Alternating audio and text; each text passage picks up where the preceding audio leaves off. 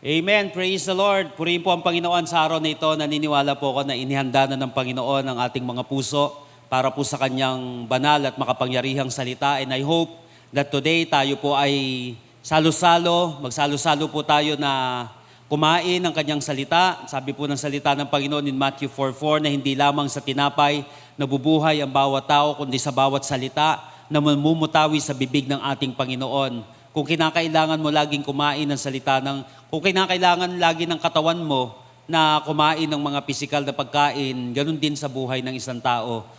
Napaka-importante yung kanyang spiritual life.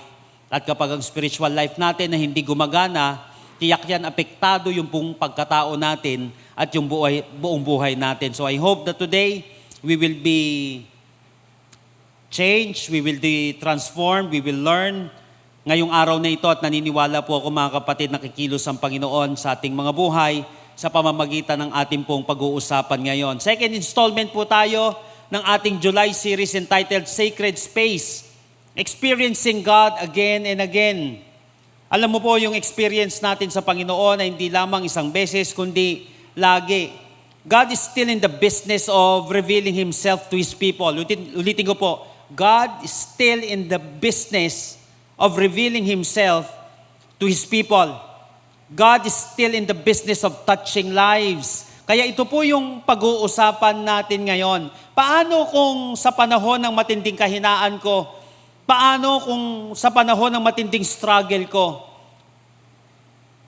Paano ako makakahanap ng lakas sa panahon na ako ay nag-struggle?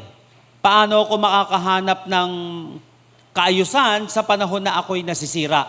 Ito pong mga bagay na ito ay napaka-importante, napaka-crucial po nito kasi may kinalaman ito kung makakabangon pa tayo o mananatili na tayong lugmok sa buhay.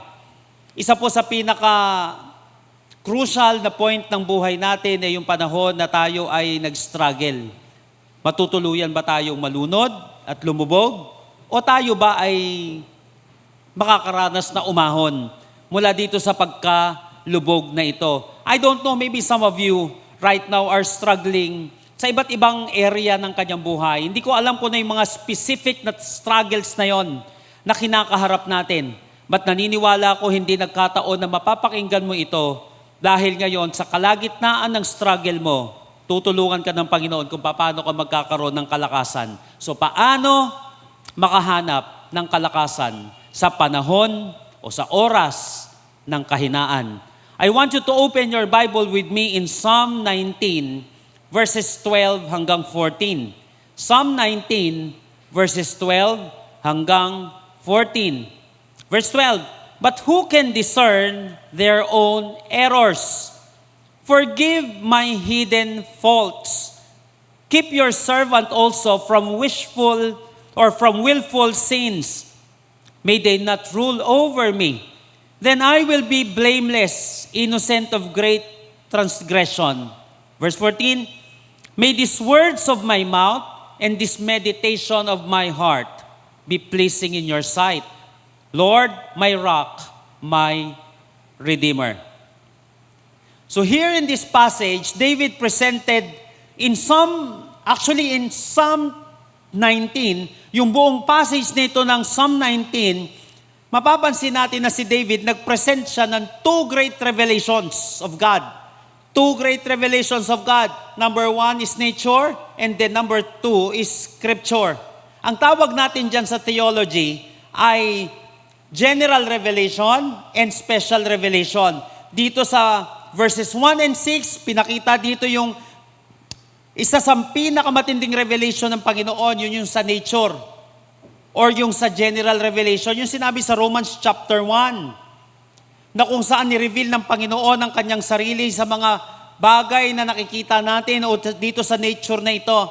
Pagdating ng verses 7 hanggang 11, dito naman yung pangalawang uri ng revelation ng ating Panginoon. Ito naman yung tinatawag na special revelation or yung Bible or scripture. Now, from general revelation, in the first 6 verses, the psalmist moves to written revelation in the last half of the psalm. But eto maganda, every time na nakikita natin si Lord sa pamamagitan ng kanyang salita. Every time na ipapamalas niya sa atin yung kanyang glory, yung kanyang kapangyarihan, doon naman natin makikita yung ating kahinaan. Every time na nakikita natin yung kalakasan ng Panginoon, doon natin nakikita ang ating kahinaan. Every time na nakikita natin yung kalinisan ng Panginoon, doon natin nakikita ang ating karumihan. At doon natin nare-realize kung sino talaga tayo. Napakaganda rin nun talaga kasi kapag hindi natin nakita yung sarili natin, compare sa Panginoon, magmamataas tayo na feeling natin, mas magaling tayo kay Lord o hindi natin kailangan ng ating Panginoon. So ipinapakita dito kung gaano kadakila ang ating Panginoon, gaano kalinis ang ating Panginoon. Now, in verses 12 hanggang 13, David lists 3 different types of sin. Napansin niyo po dito sa passage na ito?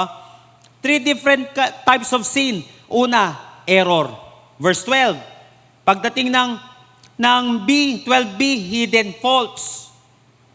Pagdating naman ng, mapapansin natin, may iba't ibang pinaliwanag dito si David, yung great transgression na tinatawag, matinding kasalanan. So, iba't ibang uri ng kasalanan, iba't ibang uri ng kahinaan.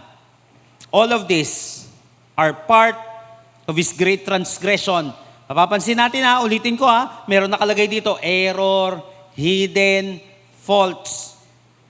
Error, hidden, faults. Sa ibang translation, mapapansin natin error, hidden, fault, willful sin, o errors, hidden sin, willful sin. Ito yung sinasadya na kasalanan.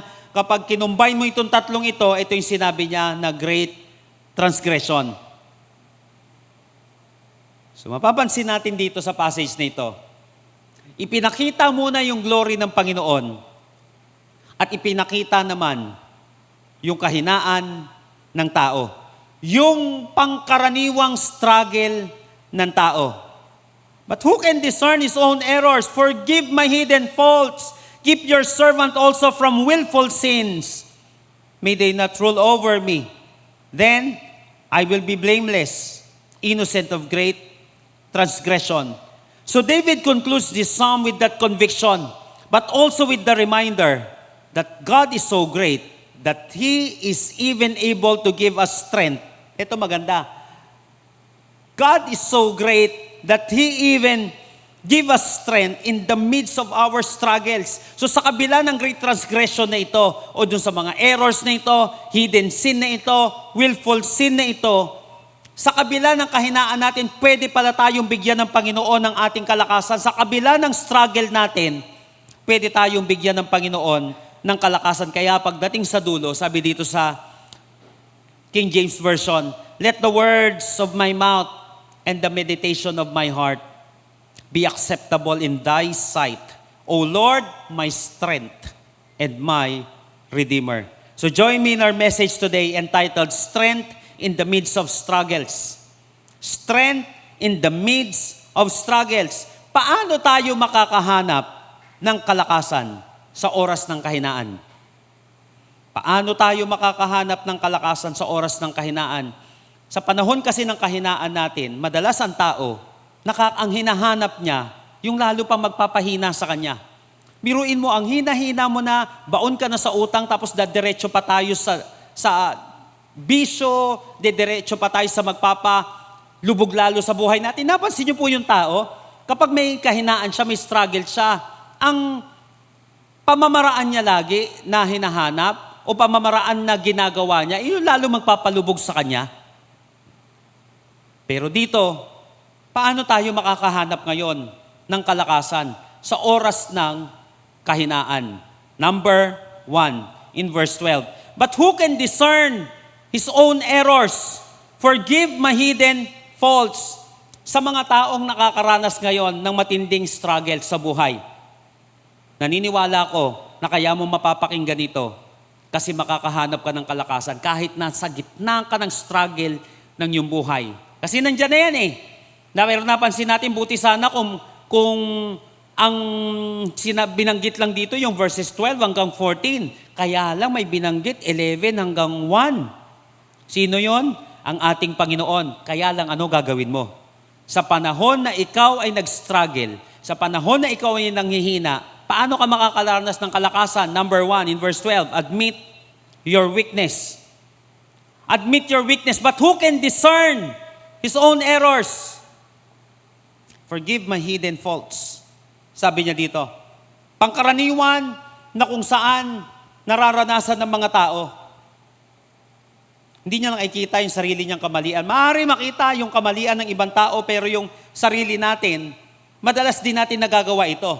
Pero napaka-importante, sa panahon ng kahinaan, kung gusto mong makahanap ng kalakasan, you must admit your weaknesses. Ngayon, paano maging malakas sa panahon ng kahinaan? Aminin mo na may kahinaan ka. Why? Bakit kinakailangan mong umamin muna? Para makahanap ka ng kalakasan, kinakailangan mo munang umamin na ikaw ay may kahinaan. Para makahanap ka nito ng strength sa kalagitnaan ng struggle mo. Bakit kinakailangan natin gawin ito? First, makikita natin sa 12a. Who can notice every mistake? Sinabi dito. First, because you have a tendency to ignore it. Who can notice every mistake? Kapag hindi kasi natin inamin yung kahinaan natin, ang tao kasi may tendency na i-ignore yung kanyang weakness. Madalas, di ba, tinatanong natin, tell me something about yourself. Madalas, basic, pangkaraniwan na. Sasabihin natin kung saan tayo magaling, sasabihin natin kung ano yung mga bagay na kung saan i-highlights tayo. Pero napansin nyo, bibihira o wala yung aamin sa panahon nito. At yung iba, ginagamit itong strategy para nang sa gayon, makita yung tunay na pagkatao ng isang taong yon. Meron bang disorder to? Meron bang problema ito? May kakayahan bang umadmit ito ng weakness? Kasi lahat naman tao meron. That's why kinakailangan marunong kang mag-admit ng weakness mo. Because you have a tendency to ignore it. Who can notice every mistake? Who can discern their own errors? Remember that every person has a tendency to overlook his own mistake. Ngayon, paano mo magagawa ng solusyon ang isang bagay na hindi mo naman inaamin? The first thing that you can do, if you want to find a solution, you must first admit that you have a problem. Paano kung hindi natin ito inamin? Hindi wala tayong tatanggapin. Ulitin ko, kapag hindi mo inamin, wala kang tatanggapin na kalakasan. Ngayon, ang tao, kaya kailangan umamin because we have a tendency to ignore it. Ito yung unang-una talaga. Aminin natin na may problema. Minsan ng tao, hindi ka na umaangat, hindi mo pa makita kung bakit hindi ka umaangat. O di ba sinabi natin, your attitude determines your altitude. Pag hindi ka umaangat, isisisi sa tao, isisisi kung kani-kanino. May mga bagay na kung saan hindi mo naman mapipigilan yung kilos sa'yo ng mga tao. Ulitin ko, hindi mo mapipigilan. Yung iniisip sa'yo, yung sinasabi sa'yo ng tao, pero ang makokontrol mo, yung ugali mo. Pero bakit hindi umaangat?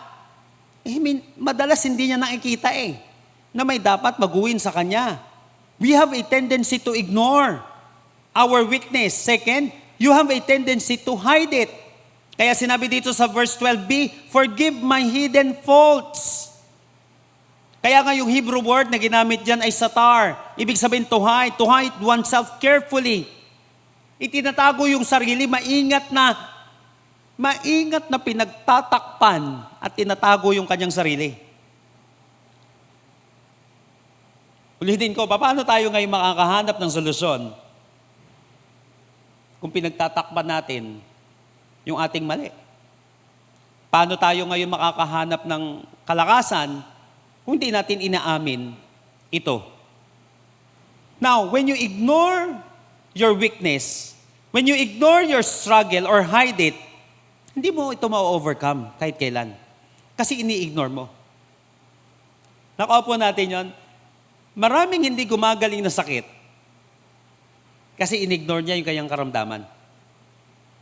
At madalas, kapag binigyan niya ito ng panahon, o kaya makikita na lang, napakalala na nito. Maraming mga nasirang gamit, okay naman nung una kaya lang ini-ignore. When you ignore or hide it, hindi mo ma-overcome yun. Pababagsakin ka ng kasalanan na hinahayaan mo lang. Ulitin ko, pababagsakin ka ng kasalanan na hinahayaan mo lang. Sabi sa verse 12, people cannot see their own mistakes, so don't let me commit secret sins. We have a tendency to ignore it. We have a tendency to hide it. May tendency tayo na itago yung mga bagay na yon.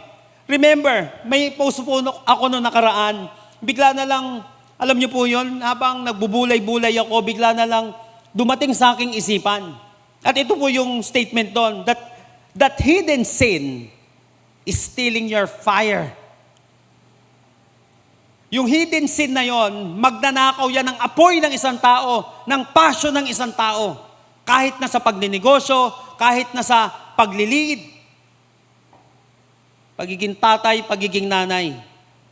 Mawawala yung fire na yon once itinatago, once ini-ignore ang isang kasalanan. Litin ko, pababagsakin ka ng kasalanan na hinahayaan mo lang. Remember, kahit anong tago natin dyan, alam naman yan ni Lord eh. Take note that hidden sin or your secret sin is an open scandal in heaven. Bakit hindi mo pa aminin eh? Alam naman ni Lord yan. Kita naman ng Panginoon yan. Open scandal yan sa kalangitan. Open scandal yan sa ating Panginoon. Ang kagandahan lang, ang taong marunong umamin ng kahinaan ay siya makakatanggap ng kalakasan. Yung taong marunong umamin ng kanyang struggle, siya lang yung makakatanggap ng strength. So paano makakahanap ng kalakasan sa oras ng kahinaan? Unang-una ito, admit your weakness. Why? We should admit our weakness because we have a tendency to ignore it and we have a tendency to hide it. Unang-una ito, admit your weakness. Pangalawa, verse 13. And keep me from deliberate wrongs. Help me to stop doing them. Only then can I be free of guilt and innocent of some great crime. Paano makahanap ng kalakasan sa oras ng kahinaan? Number 2, ask for help. Una, admit your weakness. Pangalawa, ask for help. Kinakailangan, humingi ka ng tulong. First, sa paghingi ng tulong, napaka-importante that you should accept, number 1, your limitation. Kapag ikaw ay hihingi ng tulong, para makahingi ka ng tulong, i-accept mo na limitado ka. 13a, and keep me from deliberate wrongs. Ibig sabihin, hindi mo na makaya na mag-isa Yung mga bagay-bagay, alam mo yun, yung self-destruction, dinideliver mo yung sarili mo sa kamalian. Dinideliver natin yung sarili natin dun sa lugar, sa sitwasyon, o gawain na sisira ng buhay natin. Keep me from deliberate wrongs. Ibig sabihin, di mo na kaya. So kinakailangan, humingi ka na ng tulong, but you should accept your limitation. Ang problema lang, kasi yung umamin ka. Pero may malaking problema. Paano kung wala kang ginawa para maayos? Yun, inamin mo nga. Lord, may struggle ako. Lord, mahina ako. Ano ngayon? Tapos hindi ka naman humingi ng tulong. Para makahingi ka ng tulong sa ibang tao, tanggapin mo yung limitasyon mo. Alam mo, ang kagandahan, buti na lang hindi tayo magkakamukha lahat. Tandaan natin, ang pangit ng mundo, kung lahat, kamukha mo at kamukha ko. Kahit nagaano ka kapogi, kahit nagaano ka kaganda, hindi mo ma-appreciate ang ganda ng mundo. Hindi mo ma-appreciate yung beauty ng iba kung lahat tayo magkakamukha. Buti na lang may pagkakaiba tayo. We should embrace our differences. Ang kagandahan, buti na lang din hindi lahat nasa iyo. Kaya hindi totoong nasa iyo na ang lahat. Kahit nagaano kayaman ng isang tao, may limitasyon yan. Kahit na gaano katalino ang isang tao, may limitasyon yan. Kahit na gaano kagaling ang isang tao, may limitasyon lagi yan. Bakit? Bakit ganun tayo dinisenyo ng Panginoon? Para wag mong isipin na kaya mo lahat. Tayo ay dinisenyo tayo ng Panginoon for community. For example, yung sa 5 folds. Alam niyo po yon? Yung gift ng isang tao, mayroon tinatawag na apostle, na ministry ng isang tao. Apostle, mayroon tinatawag na prophet, may tinatawag na evangelist, may tinatawag na pastor, teacher. Bakit hindi lahat na lang apostle? Bakit hindi lahat evangelist? Bakit hindi lahat pastor? Bakit hindi lahat teacher? Bakit? Kung nasa iyo ng lahat, hindi mo na kailangan ng tulong ng iba.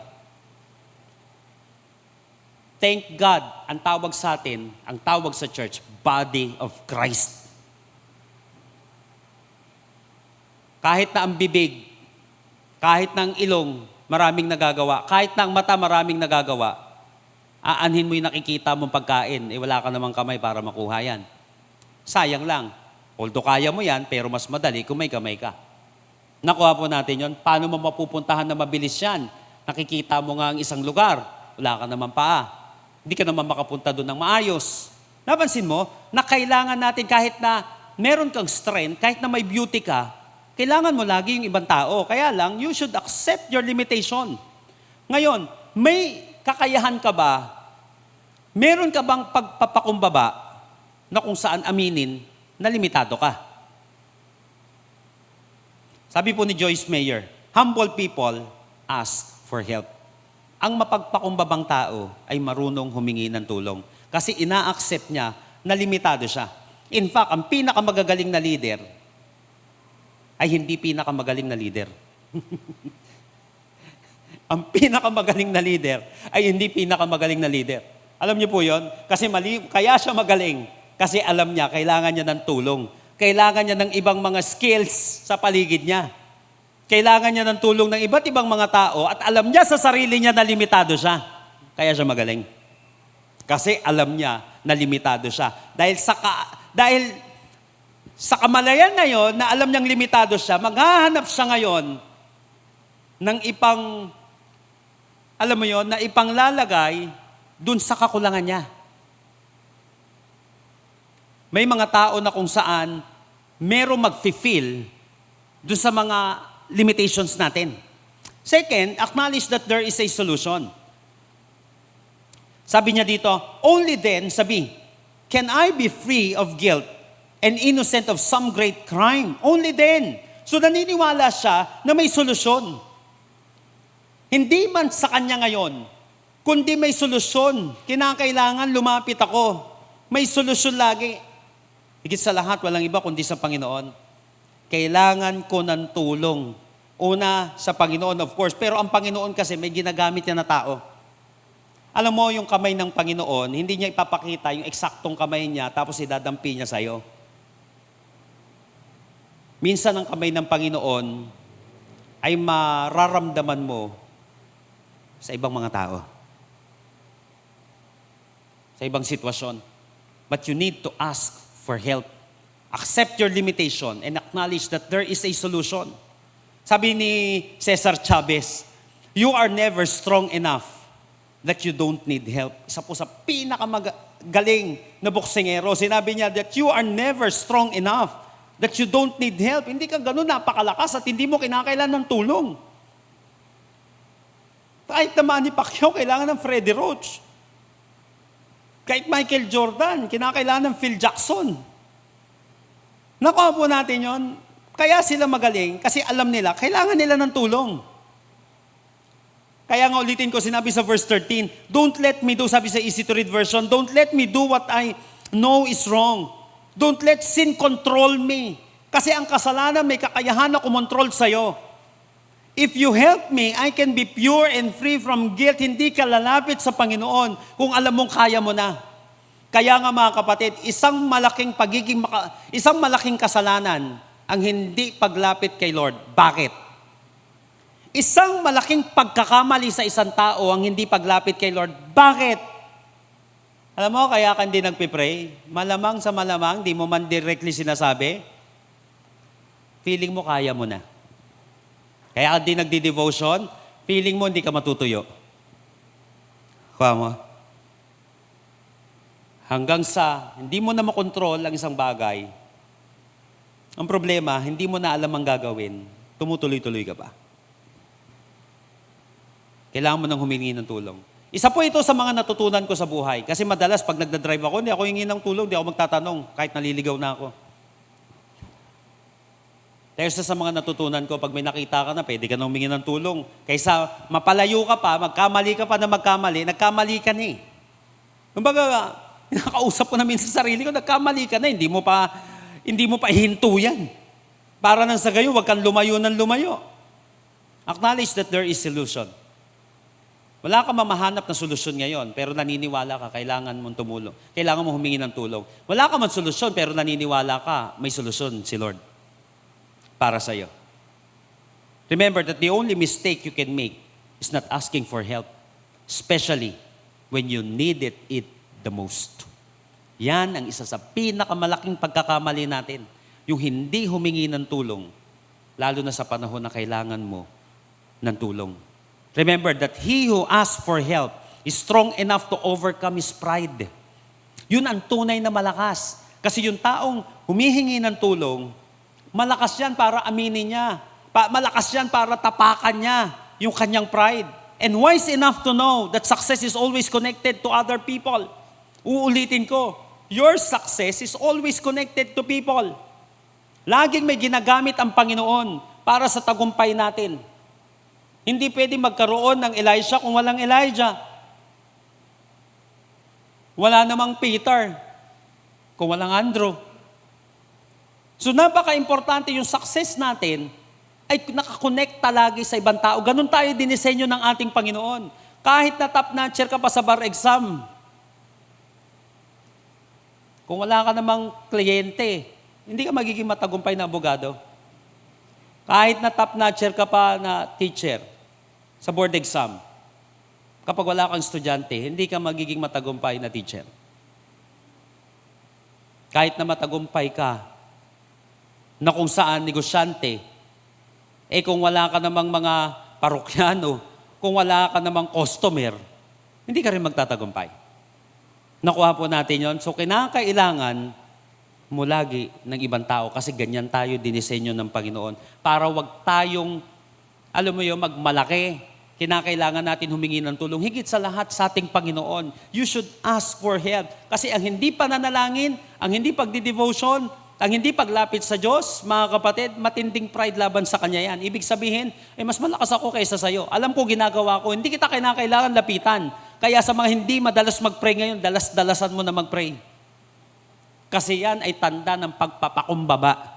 Yan ay tanda na mahina ka pero malakas siya. Yan ay tanda, kapatid, na kung saan hindi mo kaya pero kaya niya.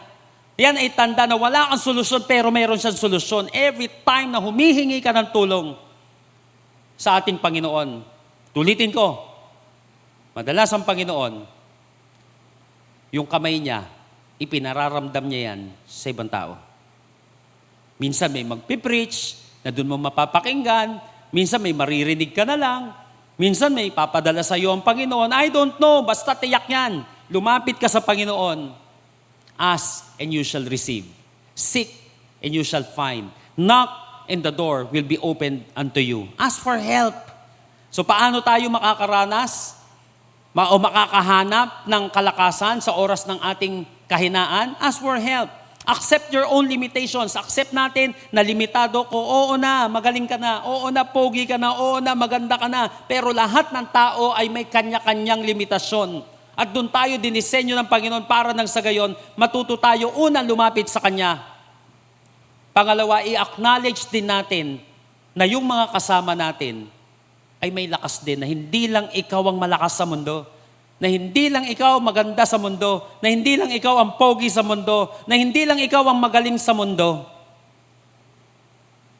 na meron din kayang pumuno sa mga pagkukulang mo. Acknowledge that there is a solution.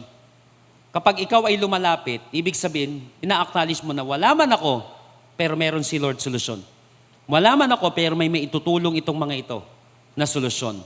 Number 3, last but not the least, verse 14. May these words of my mouth and this meditation of my heart be pleasing in your sight, Lord, my rock and my redeemer. Paano makahanap ng kalakasan sa oras ng kahinaan? Number 3, always please God. Kung gusto natin maranasan ng ating Panginoon, again and again, kung gusto natin na makahanap ng lakas sa panahon ng ating struggle, kung gusto natin ng strength in the midst of struggle, always please God. Because every time you please God, maniwala ka, nagpapadala ang Panginoon ng lakas. Napansin niyo po, noong ang Panginoong Sokristo ay nakaranas ng matinding, alam mo yon, na matinding kahinaan sa yung panahon ng Transfiguration, o alam niyo yun, nasa Mount of Olives siya.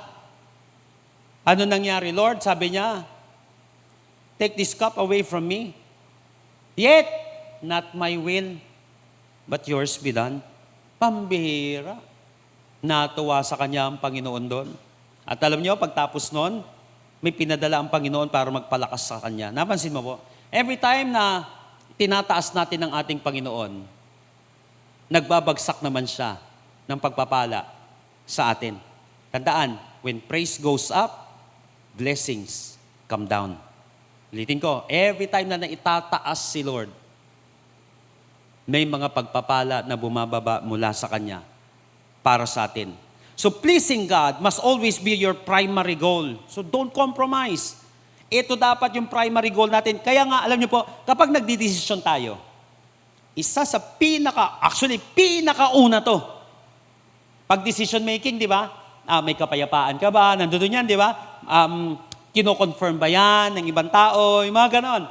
Pero number 1, maluluwalhati ba si Lord dito sa gagawin ko? Yun ang pinakamagandang test, pinakamagandang tanong, pinakamagandang pamantayan sa pagdidesisyon natin sa buhay. So always please God.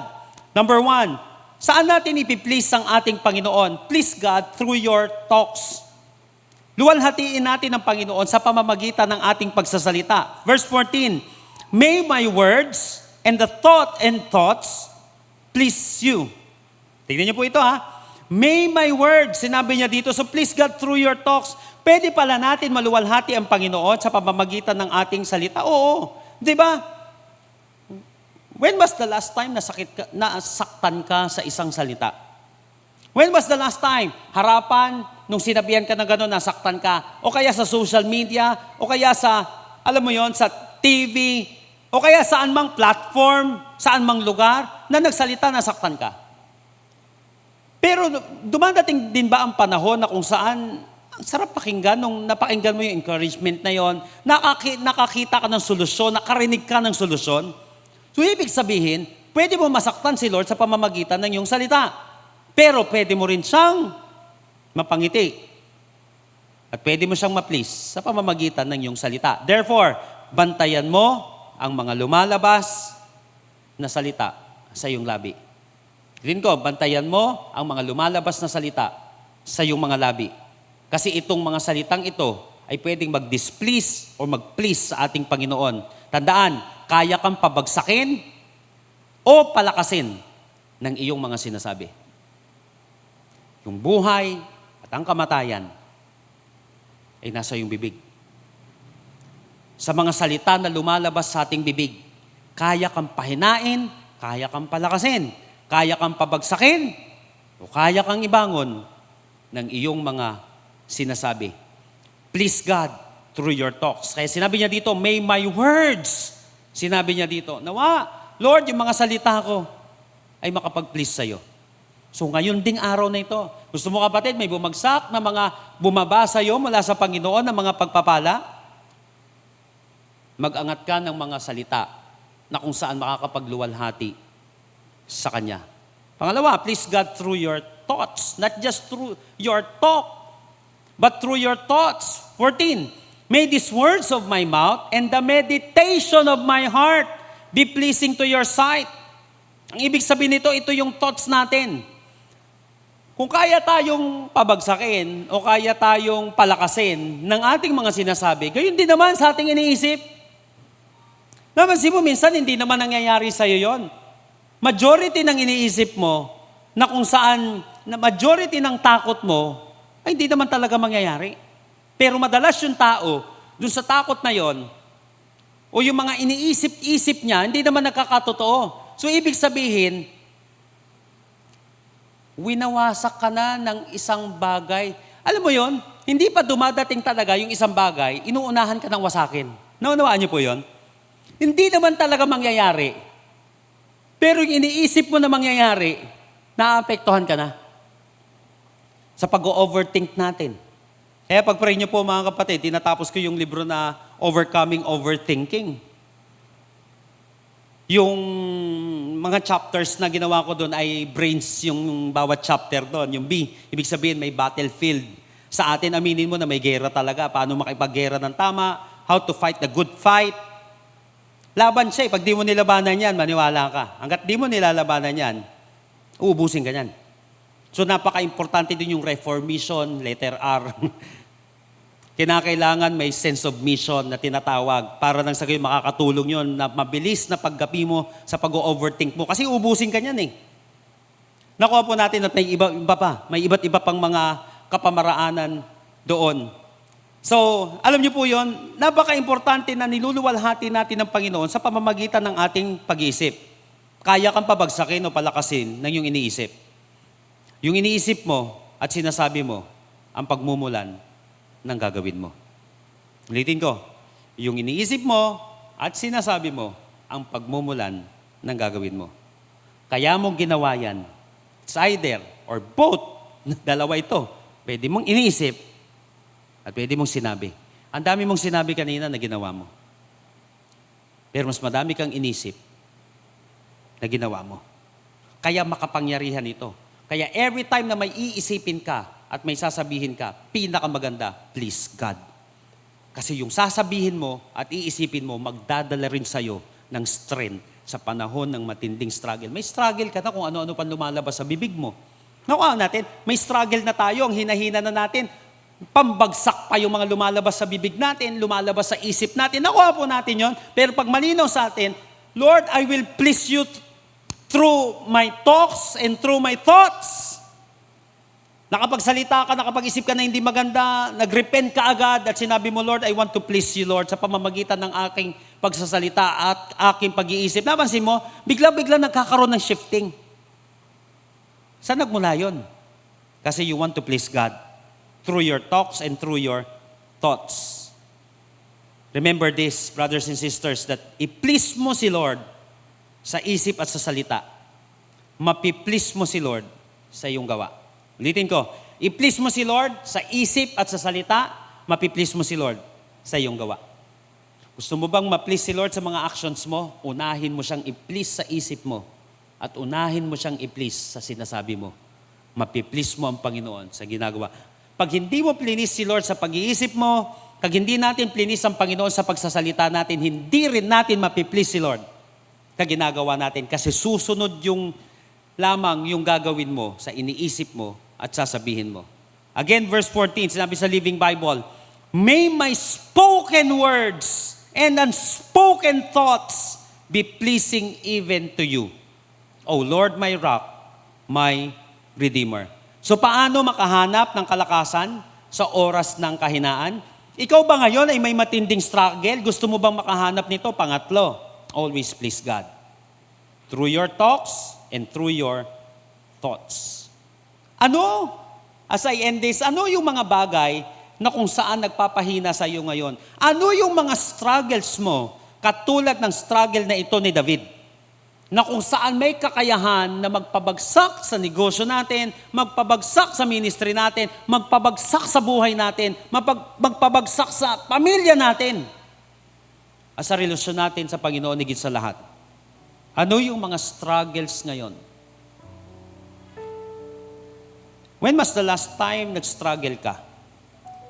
Ano yung naaalala mong struggle mo? Sino dito nag-struggle ka lumangoy? O yung halos malunod ka? Nakuha natin? Di ba may struggle ka na kung saan nakaahon ka ulit? So, hindi ka maigi. Hindi pala porket nag-struggle ka, hindi ka na makakaahon.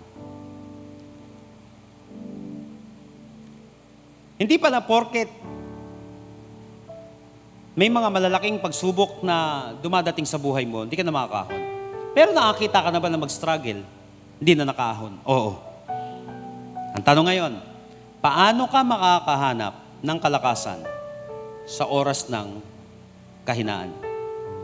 Una, gusto mo ba talaga? Palubog ka na ba talaga? Nag-i-struggle ka na ba dito sa sitwasyon na yan? This is the Lord's message for you today. For every one of us, number one, admit your weakness.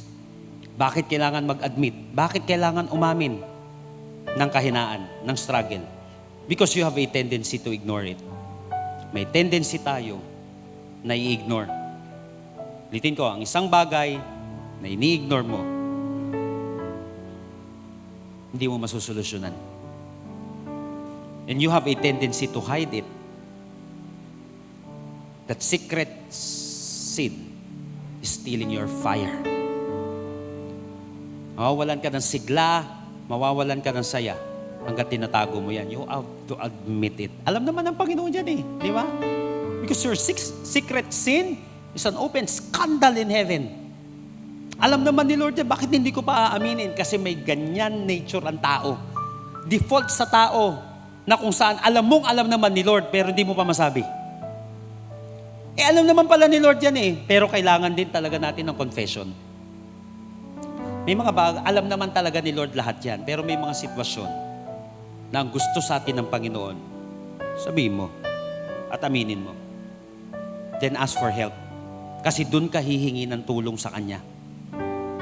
Accept your own limitation and acknowledge that there is a solution.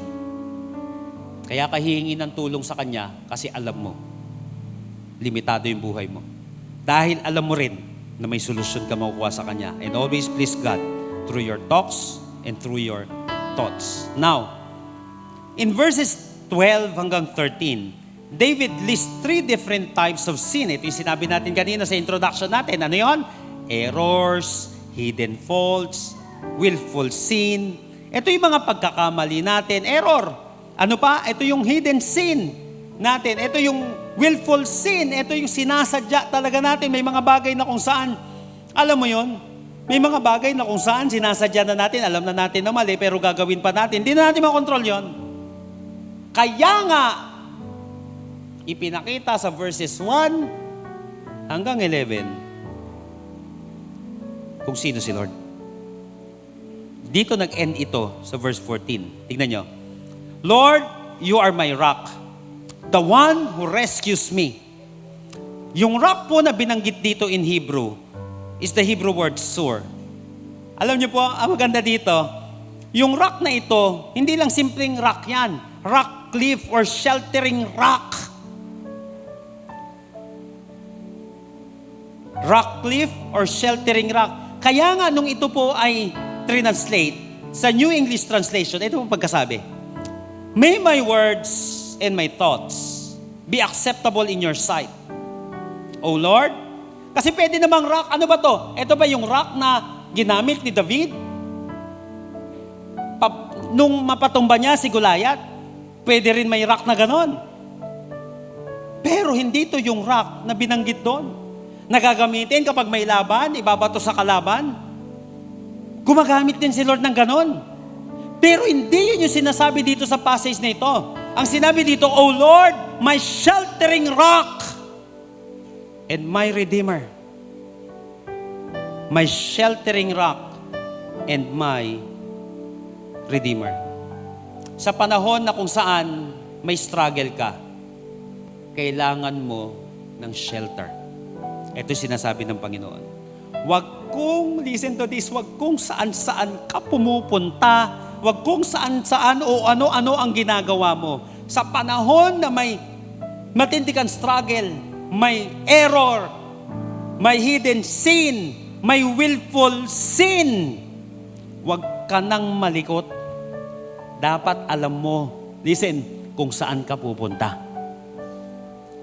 Ang mga taong nakakabangon, ang mga taong nakakaahon, may tamang pinupuntahan bago nila naranasan yun. Ano ito? O Lord, my sheltering rock and my Redeemer. Alam niyo po, there is a song na kung saan, sa ako lang to na-appreciate noong nakaraang concert ng Hillsong. Narinig ko dun sa una, bago pa kumanta yung talaga magko-concert, kinanta nila ito. Ito yung pangalawang second stanza dun sa lyrics. Panginoon, ang ngalan mo ay kalinga at sandigan ko. Di magbabago, pangako mo, salita mo ay pangahawakan, sa'yo lamang matatagpuan, sa'yo lamang. Tapos sabi dun sa chorus, mananatili sa iyong lilim at sasambihin ka sa dakong lilim, sa dakong lihim.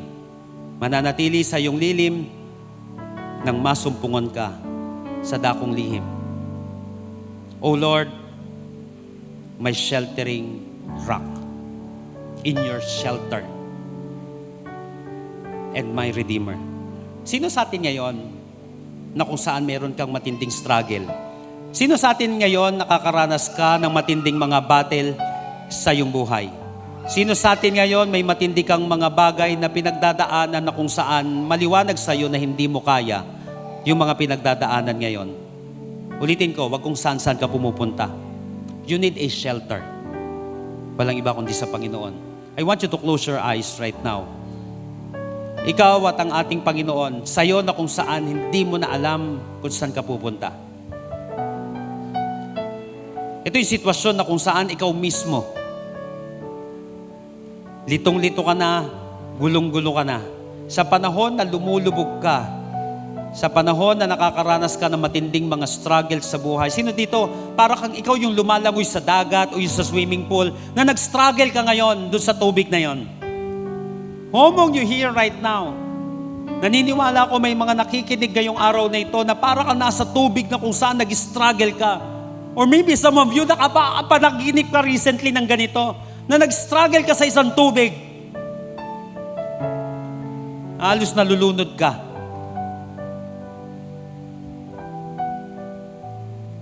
I don't know. At naniniwala ko that this is God's message for you today. Huwag kung saan-saan ka pupunta. Yung batong ito na binabanggit dito, ay hindi ito yung mga pambato mo sa kalaban. Ito muna yung shelter na pupuntahan mo. Kailangan mo munang makahanap ng lakas. Kailangan mo muna ang lakas na galing sa Panginoon. Kailangan mo munang gumaling. Bago ka makalaban ng totoo. Kasi baka hindi mo matapos yung laban. Nakuha mo kapatid. You need a shelter. O Lord, my sheltering rock and my Redeemer. Ngayong oras na ito, if you're this person right now na sinasabi mo, Lord, di ko po alam kung saan ako pupunta. Di ko po alam kung anong gagawin ko. At ngayong araw na ito, naunawaan ko po yung salita mo, Panginoon. Minsan, Lord, laban ako ng laban, bato ko ng bato. Naakala ko lagi ganito yung paglaban, Panginoon. Yung pala ako munang kailangan gumaling. Kinakailangan pala, Panginoon, ma-restore muna ako, maayos muna ako. Bago ako makalaban ulit ng maayos. Bago ako makapukol ulit sa kalaban. Kailangan ko munang tumanggap ng lakas at kagalingan sa iyo. Ngayong oras na ito, kapatid, if you're this person and you want to give your life to the Lord and you want to make God your shelter today, you want God to save you, nalapit tayo kay Lord ngayon. Isang personal na panalangin na nagmumula sa iyong puso. Make it your personal prayer right now. Mananalangin tayo, gawin mo itong personal na panalangin, and I believe that after this, your life will never be the same again. Tell it to Jesus right now, Lord Jesus, come into my life. I surrender my heart to you. I admit that I'm a sinner, but I believe that you are my Savior. Starting today, be the Lord of my life. Save me. In Jesus' name. Amen. Kapatid, kung ipinanalangin mo to, especially for the very first time, maniwala ka, may tatakbuhan kang Diyos. May Diyos na kaya magligtas sa'yo. May Diyos na hindi ka pababayaan at di ka iiwan sa Kanya kung tumakbo. And for all of you right now na nag-struggle ka, maybe sa personal mo, maybe you are broken-hearted right now, maybe nagpupumiglas ka ngayon, nag-struggle ka ngayon, nasa tubig ka na kung saan feeling mo lumulubog ka na. At feeling mo wala na magsasalba sa'yo, kapatid. Lord, my sheltering rock and my redeemer, the God who rescues me. Ngayong oras na ito, kapatid, lumapit ka sa Panginoon. Naniniwala ko, doon ka makakatagpo ng kalakasan. Doon ka makakatagpo ng kagalingan. Sa Kanya ka makakatagpo ng kalakasan. He will restore you there. Siya ang gawing mong shelter ng buhay.